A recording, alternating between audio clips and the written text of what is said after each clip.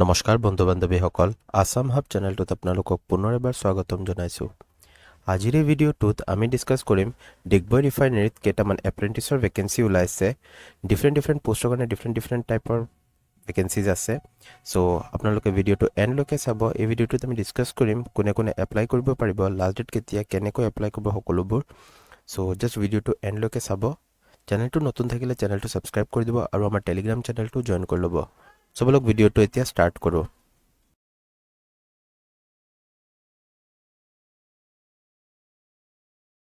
First trade যিটো আছে সেইটো হৈছে আপোনালোকৰ ট্ৰেড এপ্ৰেণ্টিছৰ এটেণ্ডেণ্ট অপাৰেটৰ আৰু এইটো আপোনাৰ কেমিকেলৰ আণ্ডাৰত আছে যাৰ কাৰণে আপোনালোকৰ 3 ইয়াৰ্ছৰ গ্ৰেজুৱেশ্যন হ'ব লাগিব আৰু এইটো BSc হোৱাটো মেণ্ডেটৰী মেথছ ফিজিক্স কেমিষ্ট্ৰি আপোনালোকৰ থাকিব লাগিব বা ইণ্ডাষ্ট্ৰিয়েল কেমিষ্ট্ৰিৰ পৰাও যদি আপোনালোকে গ্ৰেজুৱেশ্যন কৰিছে আপোনালোকে এপ্লাই কৰিব পাৰিব 12 মান্থৰ কাৰণে আপোনালোকক লোৱা হ'ব 1 বছৰৰ কাৰণে মিন্স টোটেল আপোনালোকৰ 32টা পোষ্ট আছে caste wise reservation caste wise distribution আপোনালোকে ইয়াত স্ক্ৰীনত দেখি পাইছে নেক্সট যেটো আছে হেতু হৈছে আপোনালোকৰ ট্ৰেড এপ্ৰেণ্টিছৰ বয়লাৰৰ কাৰণে এটো মেকানিকেলৰ আণ্ডাৰত আছে ইয়াৰ কাৰণে আপোনালোকৰ 3 ইয়াৰ্ছৰ BSc হ'ব লাগে মেথছ ফিজিক্স কেমিষ্ট্ৰি আৰু নহলে ইণ্ডাষ্ট্ৰিয়েল কেমিষ্ট্ৰি এটো খালি আপোনালোকক 2 বছৰৰ কাৰণে লোৱা হ'ব কাষ্ট ৱাইজ ডিষ্ট্ৰিবিউশ্যন আপোনালোকে ইয়াত স্ক্ৰীনত দেখি পাইছে নেক্সট যেটো আপোনালোকৰ থাৰ্ড আছে হেতু হৈছে আপোনালোকৰ কেমিকেলৰ কাৰণে জাস্ট এটো আপোনাৰ টেকনিশিয়ানৰ ভেকেন্সি হয় ইয়াৰ কাৰণে আপোনালোকৰ 3 ইয়াৰ্ছৰ ডিপ্লোমা হ'ব লাগিব কেমিকেল ইঞ্জিনিয়াৰিং নহলে পেট্ৰকেমিকেল ইঞ্জিনিয়াৰিং নহলে কেমিকেল টেকনলজি বা ৰিফাইনাৰী এণ্ড পেট্ৰকেমিকেল ইঞ্জিনিয়াৰিং এটো আপোনালোকৰ 1 বছৰৰ কাৰণে লোৱা হ'ব কাষ্ট ৱাইজ ডিষ্ট্ৰিবিউশ্যন ইয়াত স্ক্ৰীনত আপোনালোকে দেখি পাইছে ফোৰ্থ যেটো আছে হেতু হৈছে আপোনালোকৰ ইনস্ট্ৰুমেন্টেশনৰ কাৰণে আৰু ইয়াত আপোনালোকৰ ইনস্ট্ৰুমেন্টেশন ইঞ্জিনিয়াৰিং বা instrumentation and electronics instrumentation control engineering applied electronics and instrumentation engineering এইখিনিত আপোনালোকৰ 3 ইয়াৰ্ছৰ ডিপ্লোমা হ'ব লাগিব এটো আপোনালোকৰ 1 বছৰৰ কাৰণে হ'ব আৰু কাষ্ট ৱাইজ ডিষ্ট্ৰিবিউশ্যন আপোনালোকে ইয়াত স্ক্ৰীনত দেখি পাইছে মনত ৰাখিব এই ভেকেন্সিখিনি কিন্তু টেন্টেটিভ হয় মেইন টাইমত কিন্তু আপোনালোকৰ কমিব পাৰে বাঢ়িব পাৰে বাট মোষ্ট প্ৰবেবলি এটো বাঢ়াইহে কমি নাযায়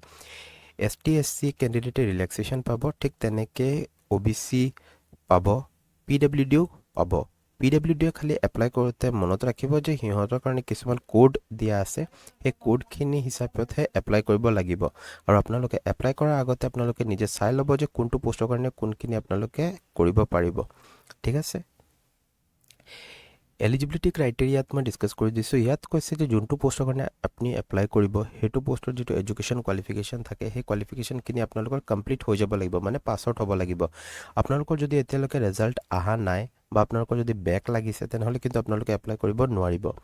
আপোনালোকৰ গ্ৰেজুৱেশ্যন বা ডিপ্লোমাটো হেতু আপোনালোকৰ ৰেকগনাইজ ইউনিভাৰ্চিটি বৰ্ডৰ পৰা হ'ব লাগিব আৰু জেনাৰেলৰ কাৰণে 50% মাৰ্কছ আৰু বাকি ST/SC PWD কাৰণে 45% মাৰ্কছ নিৰ্ধাৰিত কৰা হৈছে No claim of possession of qualification equivalent to a prescribed qualification shall be entered. এটো বহুত ইম্পৰ্টেণ্ট পইণ্ট হয় সাপোজ কৰক আপোনালোকে কৈছে যে আপোনালোকক হাই সেকেন্ডাৰী লাগে সায়েন্সত আপোনালোকে যদি কয় যে মই পলিটেকনিক কৰিছো মইতো হাই সেকেন্ডাৰী পাছৰ নিচিনাই আপোনালোকে একসেপ্ট কৰি লওক হেনকা বস্তু একসেপ্ট কৰা নহব এটো ক্লিয়াৰলি লিখি দিছে ঠিক আছে জিনটো আপোনালোকৰ বিচাৰিছে হেইটোহে আপোনালোকৰ লাগিব নেক্সট কৈছে আপোনালোকৰ ইয়াত যদি কোনোবা অলৰেডি এপ্ৰেন্টিছ কৰি ৰাখিছে তেনেহলে কিন্তু কমসে কম 1 বছৰৰ গ্যাপ হ'ব লাগিব ঠিক আছে আৰু প্ৰেফাৰেন্স দিয়া হ'ব যিবিলাকে ফাৰ্স্ট টাইমৰ কাৰণে এপ্ৰেন্টিছৰ কাৰণে এপ্লাই কৰিব মনত ৰাখিব এটো কিবা ডিটেইলছ অফ নটিফিকেশনটো আপোনালোকে এপ্লাই কৰাৰ আগতে পঢ়ি ল'ব ষ্টিল যদি কিবা ডাউট থাকে আপোনালোকে কমেন্ট সেকশনত সুধিব আৰু নহলে টেলিগ্ৰাম গ্ৰুপটোতো আপোনালোকে পাৰ্সোনালি মেছেজ কৰিও সুধিব পাৰে এজ লিমিট হৈছে আপোনালোকৰ মিনিমাম 18 ইয়াৰ্ছ আৰু ম্যাক্সিমাম হৈছে 24 ইয়াৰ্ছ এটো হৈছে জেনাৰেল আৰু EWS ক্যান্ডিডেটৰ কাৰণে ক্ৰুচিয়েল ডেটটো আপোনালোকৰ 31 জানুৱাৰী 2026 কনসিডাৰ কৰা হৈছে আৰু ST/SC OBC এ জেনেকা ৰিলেক্সেশ্যন পাই আহিছে ৰুলছ মতে হেণ্ডকে পাই থাকিব OBC এ পাব 3 বছৰৰ আৰু ST/SC এ পাব 5 বছৰৰ ডিটেইলছত কিন্তু এবাৰ আপোনালোকে এখিনি ভালকে পঢ়ি চাব কাৰণ বহুতখিনি পইণ্টছ আছে গুটেখিনি পইণ্টছ বুজাব গলে বহুত দীঘল হৈ যাব ভিডিওটো আপোনালোকে এবাৰ কাইন্ডলি এপ্লাই কৰাৰ আগতে পুৰা ভালকে পঢ়ি চাই ল'ব তাৰ পিছতহে আপোনালোকে এপ্লাই কৰিব কৈছে যে upon completion of apprentice period the corporation shall have no obligation to offer employment to such apprentice